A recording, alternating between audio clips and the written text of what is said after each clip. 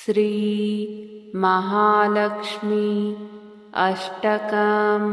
इन्द्र उवाच नमस्तेस्तु महामाये श्रीपीठे सुरपूजिते शङ्खचक्रगदाहस्ते महालक्ष्मी नमोऽस्तुते। नमस्ते गरुडारूढे कोलासुरभयङ्करी सर्वपापहरे देवी महालक्ष्मी नमोऽस्तुते। सर्वज्ञे सर्ववरदे सर्वदुष्टभयङ्करी सर्वदुःखहरे देवी महालक्ष्मी नमोऽस्तुते। सिद्धिबुद्धिप्रदे देवी भुक्तिमुक्तिप्रदायिनी मन्त्रमूर्ते सदा देवी महालक्ष्मी नमोऽस्तुते।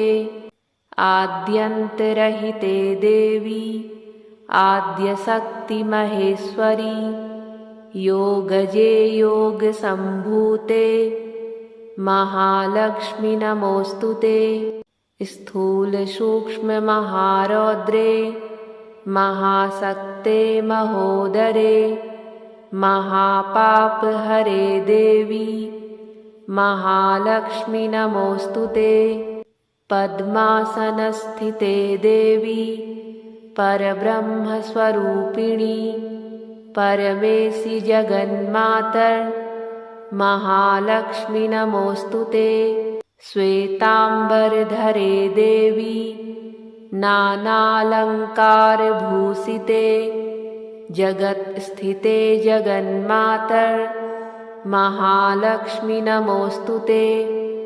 महालक्ष्म्यष्टकं स्तोत्रं यः पठेत् भक्तिमान् नरः सर्वसिद्धिं वाप्नोति राज्यं प्राप्नोति सर्वदा।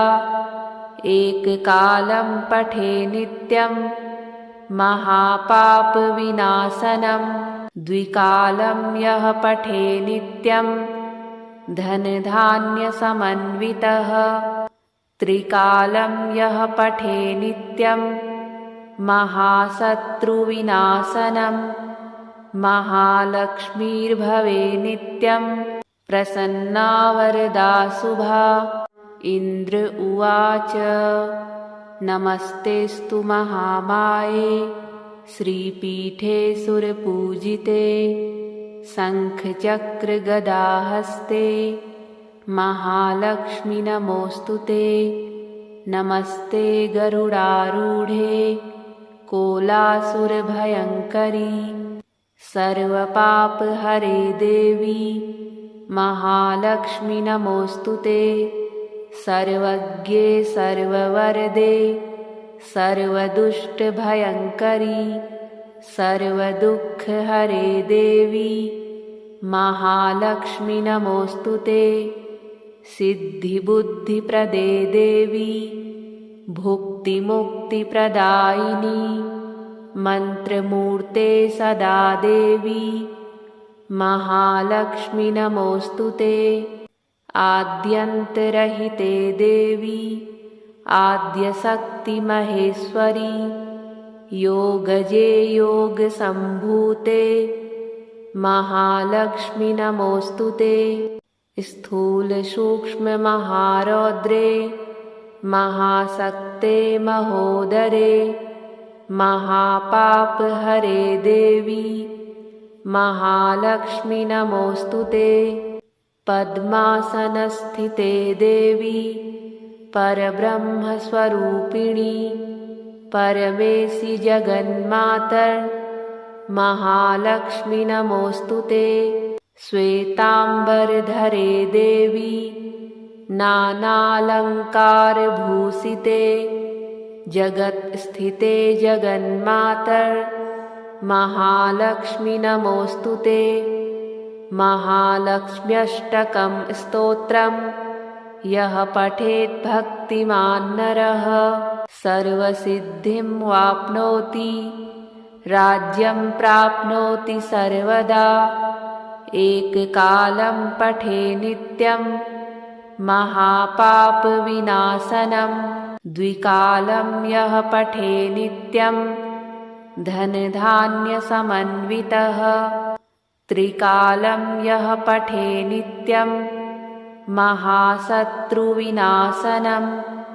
महालक्ष्मीर्भवे नित्यं प्रसन्ना वरदा शुभा। इन्द्र उवाच नमस्तेस्तु महामाये श्रीपीठे सुरपूजिते शङ्खचक्रगदाहस्ते महालक्ष्मी नमोऽस्तुते। नमस्ते गरुडारूढे कोलासुरभयङ्करी सर्वपापहरे देवी महालक्ष्मी नमोऽस्तुते। सर्वज्ञे सर्ववरदे सर्वदुष्टभयङ्करी सर्वदुःखहरे देवी महालक्ष्मी नमोऽस्तुते।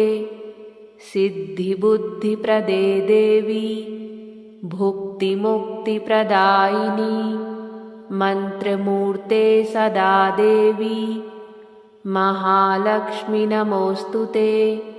आद्यन्तरहिते देवी आद्यशक्तिमहेश्वरी योगजे योगसम्भूते महालक्ष्मी नमोऽस्तुते। स्थूलसूक्ष्ममहारौद्रे महाशक्ते महोदरे महापापहरे देवी महालक्ष्मी नमोऽस्तुते। पद्मासनस्थिते देवी परब्रह्मस्वरूपिणी परमेशि जगन्मातर महालक्ष्मी नमोऽस्तुते। श्वेताम्बरधरे देवी नानालङ्कारभूषिते जगत्स्थिते जगन्मातर महालक्ष्मी नमोऽस्तुते। महालक्ष्म्यष्टकं स्तोत्रं यः पठेत् भक्तिमान् नरः सर्वसिद्धिं वाप्नोति राज्यं प्राप्नोति सर्वदा। एककालं पठे नित्यं महापापविनाशनं द्विकालं यः पठे नित्यं धनधान्यसमन्वितः त्रिकालं यः पठे नित्यं महाशत्रुविनाशनं महालक्ष्मीर्भवे नित्यं प्रसन्ना वरदा शुभा। इन्द्र उवाच नमस्तेस्तु महामाये श्रीपीठे सुरपूजिते शङ्खचक्रगदाहस्ते महालक्ष्मी नमोऽस्तुते। नमस्ते गरुडारूढे कोलासुरभयङ्करी सर्वपापहरे देवी महालक्ष्मी नमोऽस्तुते। सर्वज्ञे सर्ववरदे सर्वदुष्टभयङ्करी सर्वदुःखहरे देवी महालक्ष्मी नमोऽस्तुते। सिद्धिबुद्धिप्रदे देवी भुक्तिमुक्तिप्रदायिनी मन्त्रमूर्ते सदा देवी महालक्ष्मी नमोऽस्तुते। आद्यन्तरहिते देवी आद्यशक्तिमहेश्वरी योगजे योगसम्भूते महालक्ष्मी नमोऽस्तुते। स्थूलसूक्ष्ममहारौद्रे महाशक्ते महोदरे महापापहरे देवी महालक्ष्मी नमोऽस्तुते। पद्मासनस्थिते देवी परब्रह्मस्वरूपिणी परमेशि जगन्मातर महालक्ष्मी नमोऽस्तुते। श्वेताम्बरधरे देवी नानालङ्कारभूषिते जगत्स्थिते जगन्मातर महालक्ष्मी नमोऽस्तुते। महालक्ष्म्यष्टकं स्तोत्रम् यः पठेत् भक्तिमान् नरः सर्वसिद्धिं वाप्नोति राज्यं प्राप्नोति सर्वदा। एककालं पठे नित्यं महापापविनाशनं द्विकालं यः पठे नित्यं धनधान्यसमन्वितः त्रिकालं यः पठे नित्यं महाशत्रुविनाशनं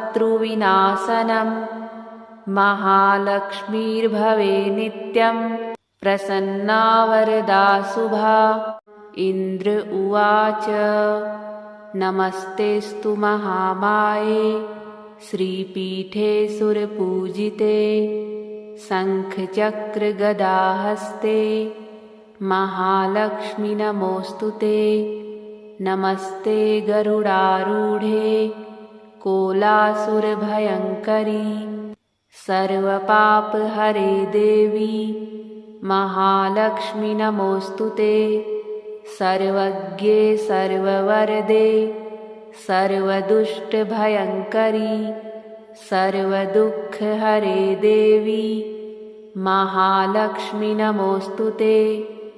सिद्धिबुद्धिप्रदे देवी भुक्तिमुक्तिप्रदायिनी मन्त्रमूर्ते सदा देवी महालक्ष्मि नमोऽस्तु ते। आद्यन्तरहिते देवी आद्यशक्तिमहेश्वरी योगजे योगसम्भूते महालक्ष्मि नमोऽस्तु ते। स्थूलसूक्ष्ममहारौद्रे महाशक्ते महोदरे महापापहरे देवी महालक्ष्मि नमोऽस्तु ते।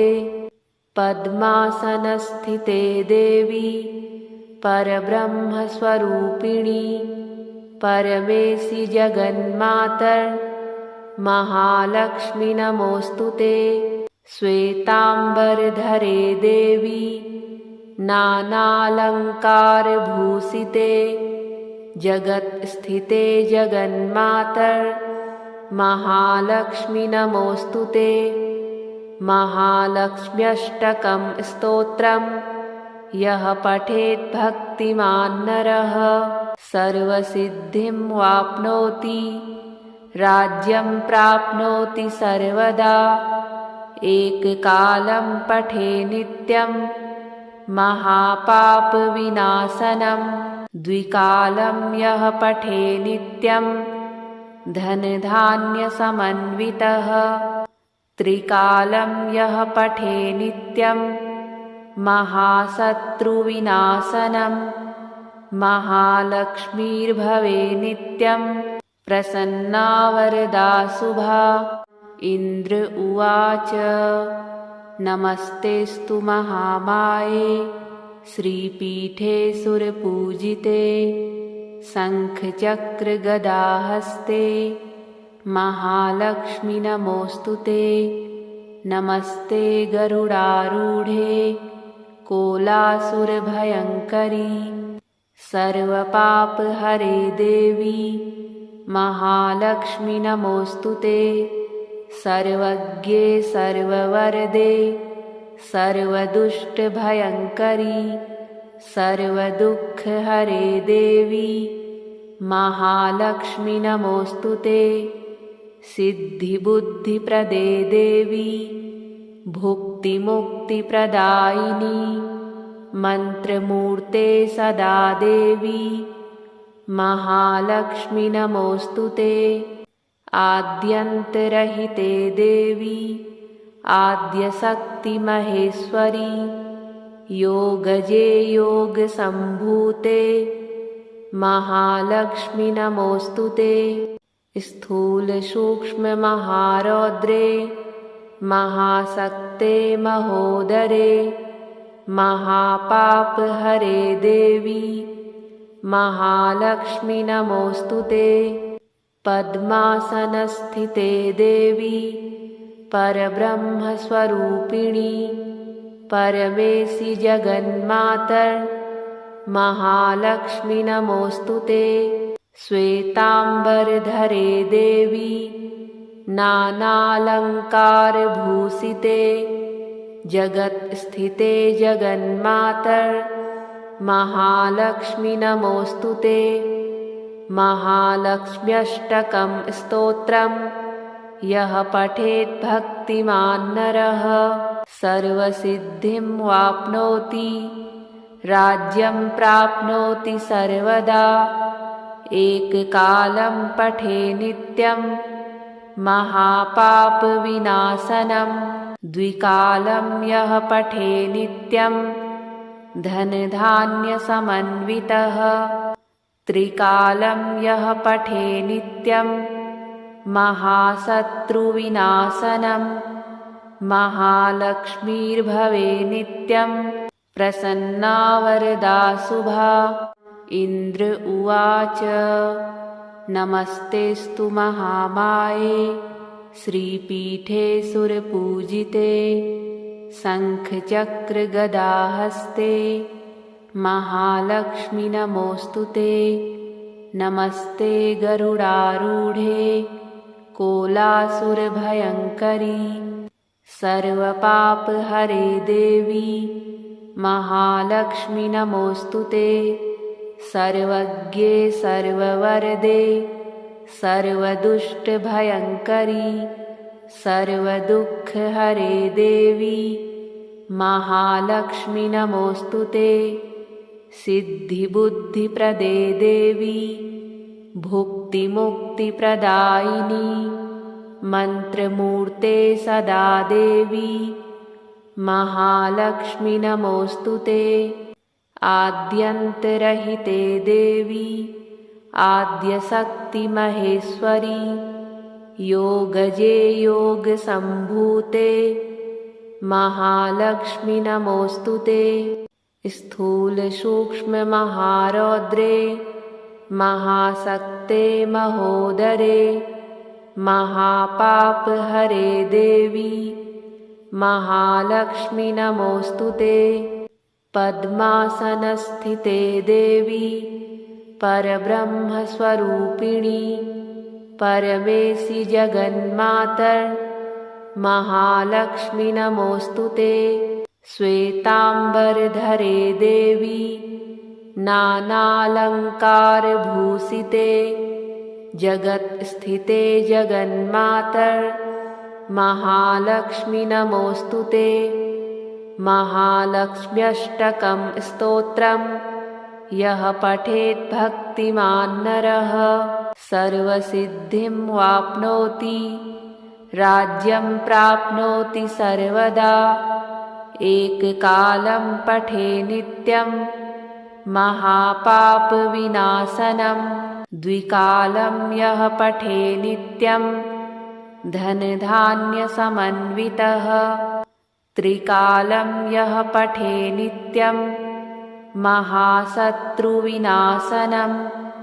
महालक्ष्मीर्भवे नित्यं प्रसन्ना वरदा शुभा। इन्द्र उवाच नमस्तेऽस्तु महामाये श्रीपीठे सुरपूजिते शङ्खचक्रगदाहस्ते महालक्ष्मी नमोऽस्तुते। नमस्ते गरुडारूढे कोलासुरभयङ्करी सर्वपापहरे देवी महालक्ष्मी नमोऽस्तुते। सर्वज्ञे सर्ववरदे सर्वदुष्टभयङ्करी सर्वदुःखहरे देवी महालक्ष्मी नमोऽस्तुते। सिद्धिबुद्धिप्रदे देवी भुक्तिमुक्तिप्रदायिनी मन्त्रमूर्ते सदा देवी महालक्ष्मी नमोऽस्तुते। आद्यन्तरहिते देवी आद्यशक्तिमहेश्वरी योगजे योगसम्भूते महालक्ष्मी नमोऽस्तुते। स्थूलसूक्ष्ममहारौद्रे महाशक्ते महोदरे महापापहरे देवी महालक्ष्मी नमोऽस्तुते। पद्मासनस्थिते देवी परब्रह्मस्वरूपिणी परमेशि जगन्मातर् महालक्ष्मी नमोऽस्तुते। श्वेताम्बरधरे देवी नानालङ्कारभूषिते जगत्स्थिते जगन्मातर् महालक्ष्मी नमोऽस्तुते।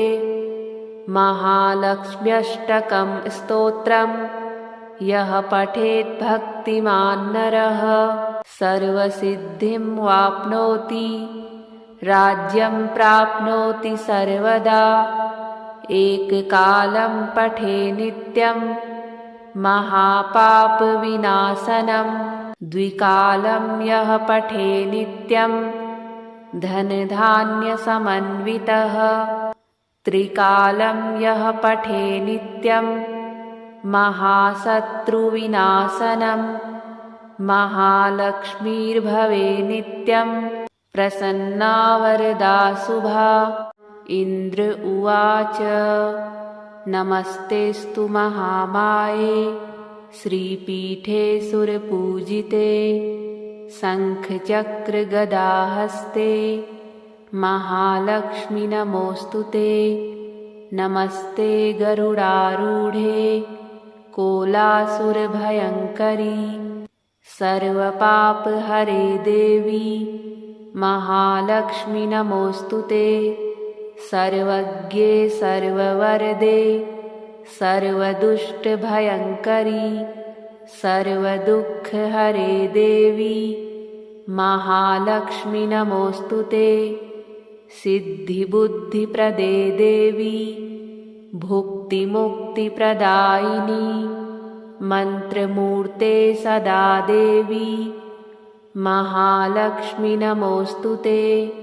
आद्यन्तरहिते देवी आद्यशक्तिमहेश्वरी योगजे योगसम्भूते महालक्ष्मी नमोऽस्तुते। स्थूलसूक्ष्ममहारौद्रे महाशक्ते महोदरे महापापहरे देवी महालक्ष्मी नमोऽस्तुते। पद्मासनस्थिते देवी परब्रह्मस्वरूपिणी परमेशि जगन्मातर् महालक्ष्मी नमोऽस्तुते। श्वेताम्बरधरे देवी नानालङ्कारभूषिते जगत्स्थिते जगन्मातर् महालक्ष्मी नमोऽस्तुते। महालक्ष्म्यष्टकं स्तोत्रम् यः पठेत् भक्तिमान् नरः सर्वसिद्धिं वाप्नोति राज्यं प्राप्नोति सर्वदा। एककालं पठे नित्यं महापापविनाशनं द्विकालं यः पठे नित्यं धनधान्यसमन्वितः त्रिकालं यः पठे नित्यं महाशत्रुविनाशनं महालक्ष्मीर्भवे नित्यं प्रसन्ना वरदा शुभा। इन्द्र उवाच नमस्तेऽस्तु महामाये श्रीपीठे सुरपूजिते शङ्खचक्रगदाहस्ते महालक्ष्मी नमोऽस्तुते। नमस्ते गरुडारूढे कोलासुरभयङ्करी सर्वपापहरे देवी महालक्ष्मी नमोऽस्तुते। सर्वज्ञे सर्ववरदे सर्वदुष्टभयङ्करी सर्वदुःखहरे देवी महालक्ष्मी नमोऽस्तुते। सिद्धिबुद्धिप्रदे देवी भुक्तिमुक्तिप्रदायिनी मन्त्रमूर्ते सदा देवी महालक्ष्मी नमोऽस्तुते। आद्यन्तरहिते देवी आद्यशक्तिमहेश्वरी योगजे योगसम्भूते महालक्ष्मी नमोऽस्तुते। स्थूलसूक्ष्ममहारौद्रे महाशक्ते महोदरे महापापहरे देवी महालक्ष्मी नमोऽस्तुते। पद्मासनस्थिते देवी परब्रह्मस्वरूपिणी परमेशि जगन्मातर महालक्ष्मी नमोऽस्तुते। श्वेताम्बरधरे देवी नानालङ्कारभूषिते जगत्स्थिते जगन्मातर महालक्ष्मी नमोऽस्तुते। महालक्ष्म्यष्टकं स्तोत्रं यः पठेत् भक्तिमान् नरः सर्वसिद्धिं वाप्नोति राज्यं प्राप्नोति सर्वदा। एककालं पठे नित्यं महापापविनाशनं द्विकालं यः पठे नित्यं धनधान्यसमन्वितः त्रिकालं यः पठे नित्यं महाशत्रुविनाशनं महालक्ष्मीर्भवे नित्यं प्रसन्ना वरदा शुभा। इन्द्र उवाच नमस्तेऽस्तु महामाये श्रीपीठे सुरपूजिते शङ्खचक्रगदाहस्ते महालक्ष्मी नमोऽस्तुते। नमस्ते गरुडारूढे कोलासुरभयङ्करी सर्वपापहरे देवी महालक्ष्मी नमोऽस्तुते।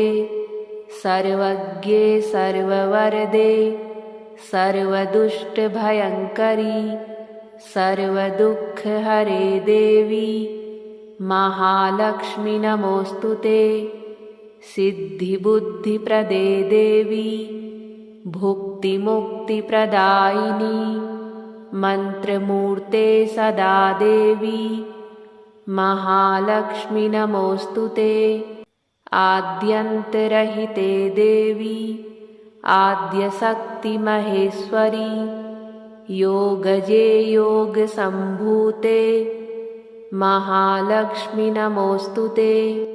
स्थूलसूक्ष्ममहारौद्रे महाशक्ते महोदरे महापापहरे देवी महालक्ष्मी नमोऽस्तुते। पद्मासनस्थिते देवी परब्रह्मस्वरूपिणी परमेशि जगन्मातर महालक्ष्मी नमोऽस्तुते।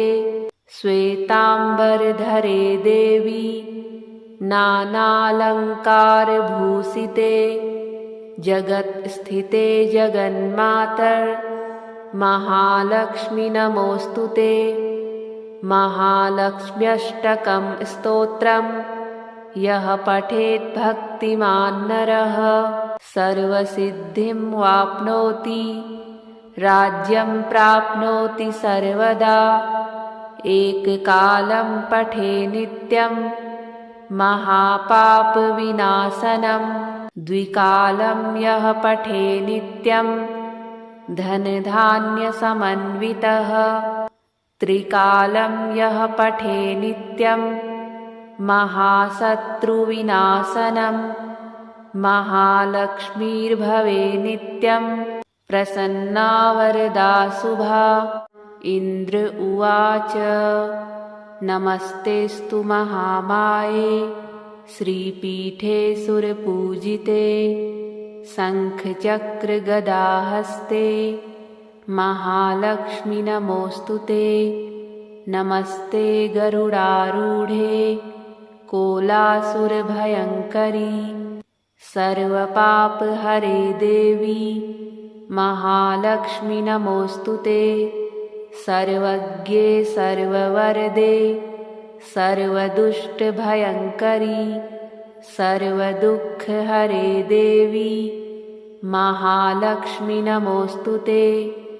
सिद्धिबुद्धिप्रदे देवी भुक्तिमुक्तिप्रदायिनी मन्त्रमूर्ते सदा देवी महालक्ष्मी नमोऽस्तुते। आद्यन्तरहिते देवी आद्यशक्तिमहेश्वरी योगजे योगसम्भूते महालक्ष्मी नमोऽस्तुते। स्थूलसूक्ष्ममहारौद्रे महाशक्ते महोदरे महापापहरे देवी महालक्ष्मी नमोऽस्तुते। पद्मासनस्थिते देवी परब्रह्मस्वरूपिणी परमेशि जगन्मातर महालक्ष्मी नमोऽस्तुते। श्वेताम्बरधरे देवी नानालङ्कारभूषिते जगत्स्थिते जगन्मातर महालक्ष्मी नमोऽस्तुते। महालक्ष्म्यष्टकं स्तोत्रं यः पठेत् भक्तिमान् नरः सर्वसिद्धिं वाप्नोति राज्यं प्राप्नोति सर्वदा। एककालं पठे नित्यं महापापविनाशनं द्विकालं यः पठे नित्यं धनधान्यसमन्वितः त्रिकालं यः पठे नित्यं महाशत्रुविनाशनं महालक्ष्मीर्भवे नित्यं प्रसन्ना वरदा शुभा। इन्द्र उवाच नमस्तेऽस्तु महामाये श्रीपीठे सुरपूजिते शङ्खचक्रगदाहस्ते महालक्ष्मी नमोऽस्तुते। नमस्ते गरुडारूढे कोलासुरभयङ्करी सर्वपापहरे देवी महालक्ष्मी नमोऽस्तुते। सर्वज्ञे सर्ववरदे सर्वदुष्टभयङ्करी सर्वदुःखहरे देवी महालक्ष्मी नमोऽस्तुते। सिद्धिबुद्धिप्रदे देवी भुक्तिमुक्तिप्रदायिनी मन्त्रमूर्ते सदा देवी महालक्ष्मी नमोऽस्तुते। आद्यन्तरहिते देवी आद्यशक्तिमहेश्वरी योगजे योगसम्भूते महालक्ष्मी नमोऽस्तुते। स्थूलसूक्ष्ममहारौद्रे महाशक्ते महोदरे महापापहरे देवी महालक्ष्मी नमोऽस्तुते। पद्मासनस्थिते देवी परब्रह्मस्वरूपिणी परमेशि जगन्मातर महालक्ष्मी नमोऽस्तुते। श्वेताम्बरधरे देवी नानालङ्कारभूषिते जगत्स्थिते जगन्मातर महालक्ष्मी नमोऽस्तुते। महालक्ष्म्यष्टकं स्तोत्रं यः पठेत् भक्तिमान् नरः सर्वसिद्धिं वाप्नोति राज्यं प्राप्नोति सर्वदा। एककालं पठे नित्यं महापापविनाशनं द्विकालं यः पठे नित्यं धनधान्यसमन्वितः त्रिकालं यः पठे नित्यं महाशत्रुविनाशनं महालक्ष्मीर्भवे नित्यं प्रसन्ना वरदा शुभा। इन्द्र उवाच नमस्तेऽस्तु महामाये श्रीपीठे सुरपूजिते शङ्खचक्रगदाहस्ते महालक्ष्मी नमोऽस्तुते। नमस्ते गरुडारूढे कोलासुरभयङ्करी सर्वपापहरे देवी महालक्ष्मी नमोऽस्तुते। सर्वज्ञे सर्ववरदे सर्वदुष्टभयङ्करी सर्वदुःखहरे देवी महालक्ष्मी नमोऽस्तुते। सिद्धिबुद्धिप्रदे देवी भुक्तिमुक्तिप्रदायिनी मन्त्रमूर्ते सदा देवी महालक्ष्मी नमोऽस्तुते। आद्यन्तरहिते देवी आद्यशक्तिमहेश्वरी योगजे योगसम्भूते महालक्ष्मी नमोऽस्तुते। स्थूलसूक्ष्ममहारौद्रे महाशक्ते महोदरे महापापहरे देवी महालक्ष्मी नमोऽस्तुते। पद्मासनस्थिते देवी परब्रह्मस्वरूपिणी परमेशि जगन्मातर महालक्ष्मी नमोऽस्तुते। श्वेताम्बरधरे देवी नानालङ्कारभूषिते जगत्स्थिते जगन्मातर महालक्ष्मी नमोऽस्तुते। महालक्ष्म्यष्टकं स्तोत्रम् यः पठेत् भक्तिमान् नरः सर्वसिद्धिं वाप्नोति राज्यं प्राप्नोति सर्वदा। एककालं पठे नित्यं महापापविनाशनं द्विकालं यः पठे नित्यं धनधान्यसमन्वितः त्रिकालं यः पठे नित्यं महाशत्रुविनाशनं महालक्ष्मीर्भवे नित्यं प्रसन्ना वरदा शुभा। इन्द्र उवाच नमस्तेऽस्तु महामाये श्रीपीठे सुरपूजिते शङ्खचक्रगदाहस्ते महालक्ष्मी नमोऽस्तुते। नमस्ते गरुडारूढे कोलासुरभयङ्करी सर्वपापहरे देवी महालक्ष्मी नमोऽस्तुते।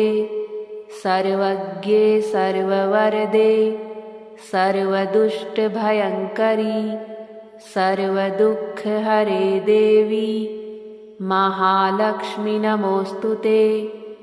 सिद्धिबुद्धिप्रदे देवी भुक्तिमुक्तिप्रदायिनी मन्त्रमूर्ते सदा देवी महालक्ष्मी नमोऽस्तुते। आद्यन्तरहिते देवी आद्यशक्तिमहेश्वरी योगजे योगसम्भूते महालक्ष्मी नमोऽस्तुते। स्थूलसूक्ष्ममहारौद्रे महाशक्ते महोदरे महापापहरे देवी महालक्ष्मी नमोऽस्तुते। पद्मासनस्थिते देवी परब्रह्मस्वरूपिणी परमेशि जगन्मातर महालक्ष्मी नमोऽस्तुते। श्वेताम्बरधरे देवी नानालङ्कारभूषिते जगत्स्थिते जगन्मातर महालक्ष्मी नमोऽस्तुते। महालक्ष्म्यष्टकं स्तोत्रम् यः पठेत् भक्तिमान् नरः सर्वसिद्धिं वाप्नोति राज्यं प्राप्नोति सर्वदा। एककालं पठे नित्यं महापापविनाशनं द्विकालं यः पठे नित्यं धनधान्यसमन्वितः त्रिकालं यः पठे नित्यं महाशत्रुविनाशनं महालक्ष्मीर्भवे नित्यं प्रसन्ना वरदा शुभा। इन्द्र उवाच नमस्तेऽस्तु महामाये श्रीपीठे सुरपूजिते शङ्खचक्रगदाहस्ते महालक्ष्मी नमोऽस्तु ते।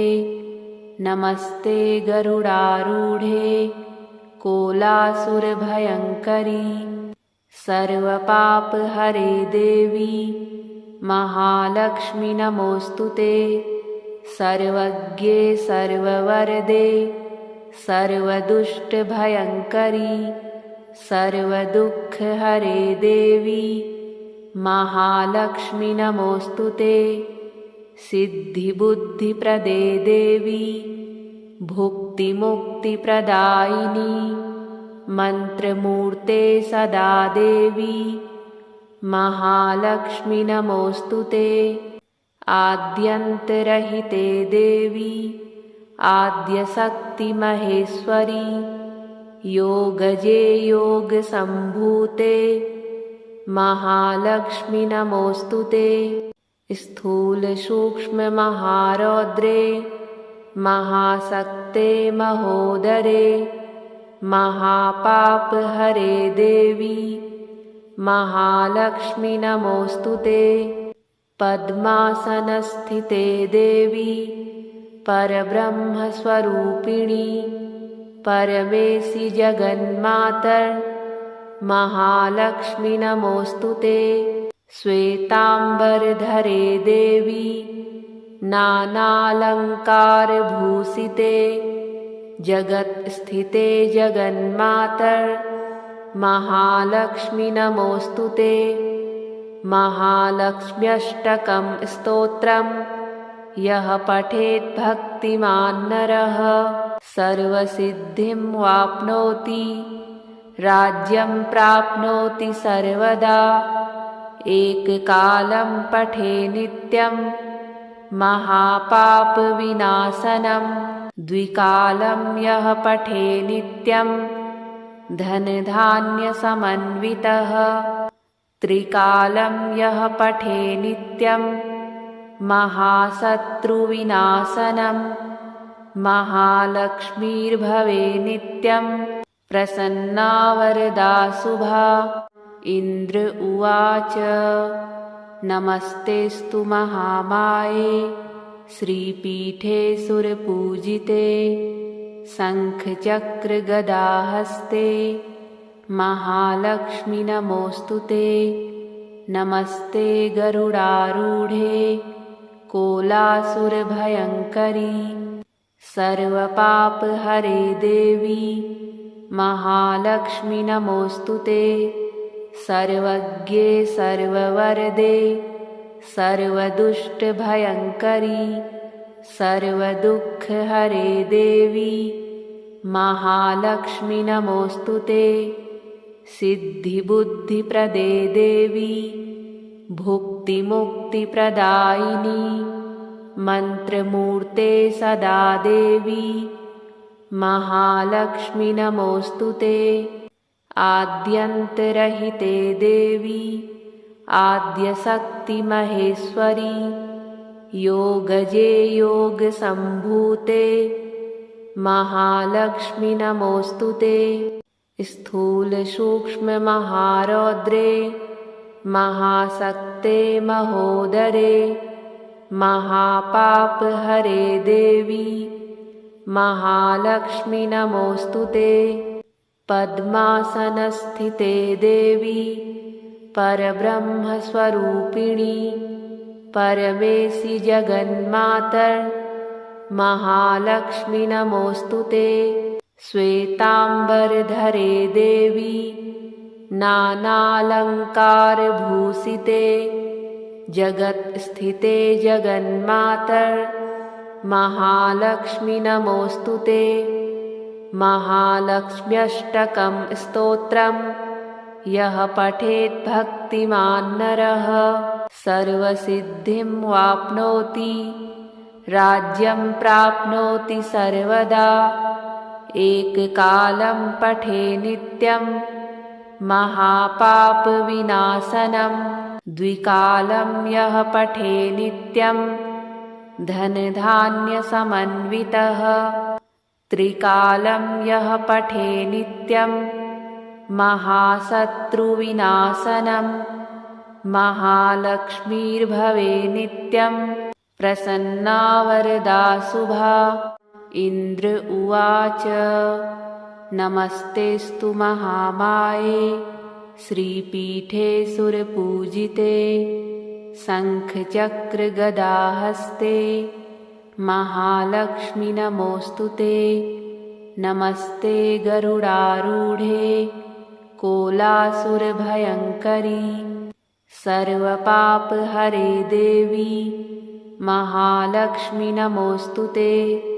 सर्वज्ञे सर्ववरदे सर्वदुष्टभयङ्करी सर्वदुःखहरे देवी महालक्ष्मि नमोऽस्तु ते।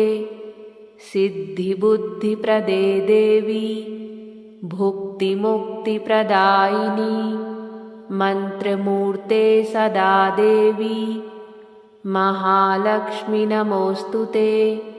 आद्यन्तरहिते देवी आद्यशक्तिमहेश्वरी योगजे योगसम्भूते महालक्ष्मि नमोऽस्तु ते। स्थूलसूक्ष्ममहारौद्रे महाशक्ते महोदरे महापापहरे देवी महालक्ष्मि नमोऽस्तु ते। पद्मासनस्थिते देवी परब्रह्मस्वरूपिणी परमेशि जगन्मातर् महालक्ष्मि नमोऽस्तु ते। श्वेताम्बरधरे देवी नानालङ्कारभूषिते जगत्स्थिते जगन्मातर् महालक्ष्मि नमोऽस्तु ते। महालक्ष्म्यष्टकं स्तोत्रम् यः पठेत् भक्तिमान् नरः सर्वसिद्धिं वाप्नोति राज्यं प्राप्नोति सर्वदा। एककालं पठे नित्यं महापापविनाशनं द्विकालं यः पठे नित्यं धनधान्यसमन्वितः त्रिकालं यः पठे नित्यं महाशत्रुविनाशनं महालक्ष्मीर्भवे नित्यं प्रसन्ना वरदा शुभा। इन्द्र उवाच नमस्तेऽस्तु महामाये श्रीपीठे सुरपूजिते शङ्खचक्रगदाहस्ते महालक्ष्मि नमोऽस्तु ते। नमस्ते गरुडारूढे कोलासुरभयङ्करी सर्वपापहरे देवी महालक्ष्मि नमोऽस्तु ते। सर्वज्ञे सर्ववरदे सर्वदुष्टभयङ्करी सर्वदुःखहरे देवी महालक्ष्मि नमोऽस्तु ते। सिद्धिबुद्धिप्रदे देवी भुक्तिमुक्तिप्रदायिनी मन्त्रमूर्ते सदा देवी महालक्ष्मि नमोऽस्तु ते। आद्यन्तरहिते देवी आद्यशक्तिमहेश्वरी योगजे योगसम्भूते महालक्ष्मि नमोऽस्तु ते। स्थूलसूक्ष्ममहारौद्रे महाशक्ते महोदरे महापापहरे देवी महालक्ष्मि नमोऽस्तु ते। पद्मासनस्थिते देवी परब्रह्मस्वरूपिणी परमेशि जगन्मातर् महालक्ष्मि नमोऽस्तु ते। श्वेताम्बरधरे देवी नानालङ्कारभूषिते जगत्स्थिते जगन्मातर् महालक्ष्मि नमोऽस्तु ते। महालक्ष्म्यष्टकं स्तोत्रम् यः पठेत् भक्तिमान् नरः सर्वसिद्धिं वाप्नोति राज्यं प्राप्नोति सर्वदा।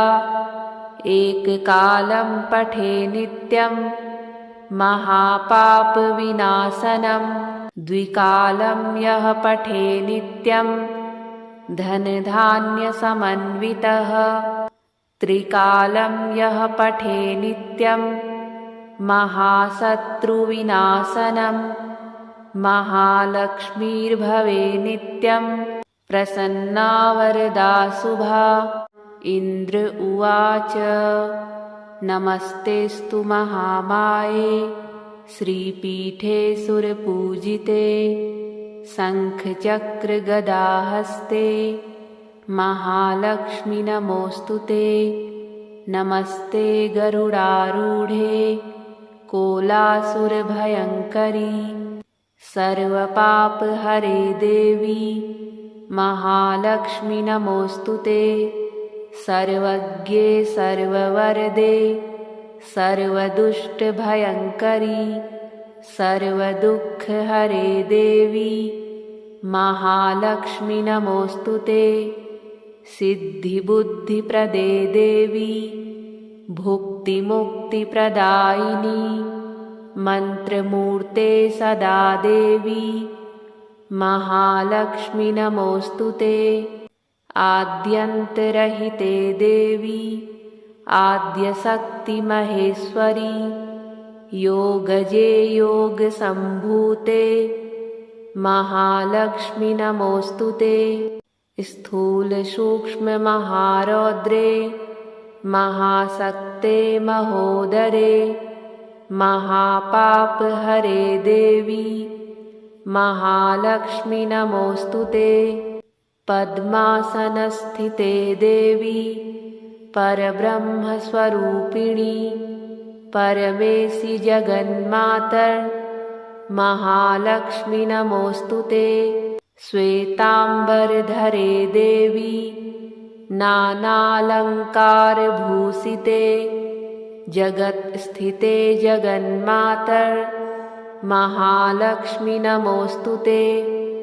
महालक्ष्म्यष्टकं स्तोत्रं यः पठेत् भक्तिमान् नरः सर्वसिद्धिं वाप्नोति राज्यं प्राप्नोति सर्वदा।